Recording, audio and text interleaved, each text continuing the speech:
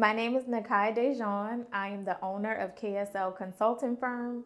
KSL Consulting works with early childhood program administrators and organizations to help them grow in their leadership, business acumen, and culture development. Streamlining center operations checklists help you to make sure that you have the necessary components to run your center smoothly and to make sure that you're in compliance. This checklist is going to cover 5 areas. The first is licensing and compliance, fiscal management, staff management, child management, and then finally facilities management. Licensing and compliance helps to make sure that centers meet all of the required compliance and legal regulations to make sure you operate a safe and healthy center. Licensing and permit expirations are on a shared calendar with email reminders set for 30 days, 2 weeks, and 1 day before it is due.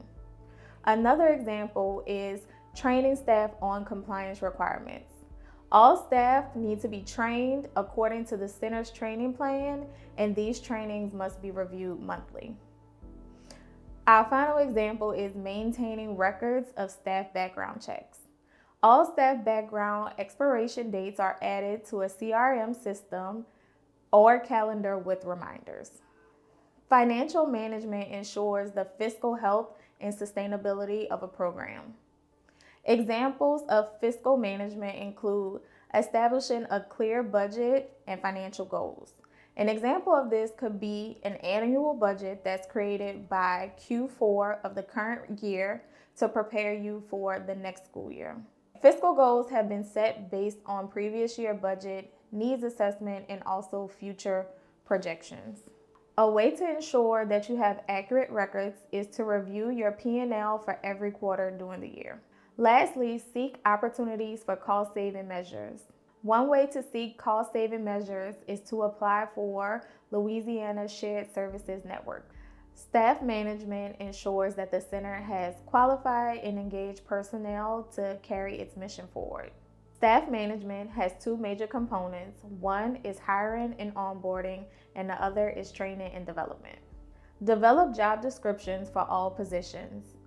Job descriptions that are created must be reviewed annually. Some examples of needed job descriptions are director, director assistant, cook, lead teacher, assistant teacher, and aide. An example of training and development includes identifying staff training needs through assessment. You can decide to send out a staff survey every October to assess training needs and develop a training plan based on the results.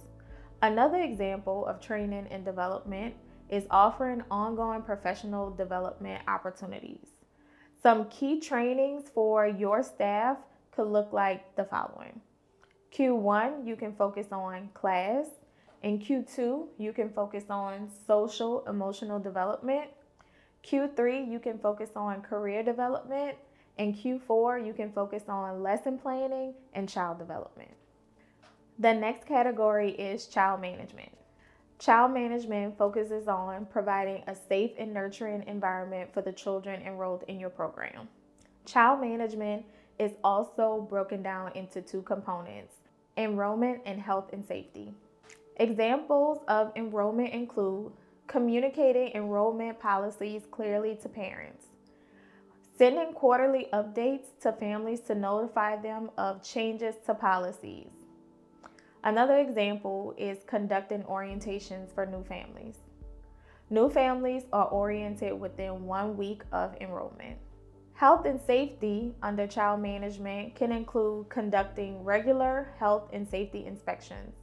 Those inspections can look like daily health and safety checks on the facilities and the children. Another example is training all staff on first aid and CPR, as well as medication administration.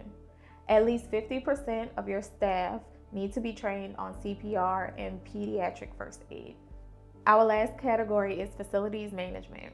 Facilities management ensures a safe and comfortable environment for all staff, families, children, and visitors. One example of facilities management is addressing maintenance issues promptly. Create a system to report and track maintenance issues. Another example is to plan for facility upgrades and renovations as needed. Center improvement plans can be made for the following year or for the next 3 to 5 years. Center improvement plans should be accompanied with a sinking fund or a savings plan. The Streamlining Center Operations Checklist was created to set you up for success and create the best environment for our children, family, and staff.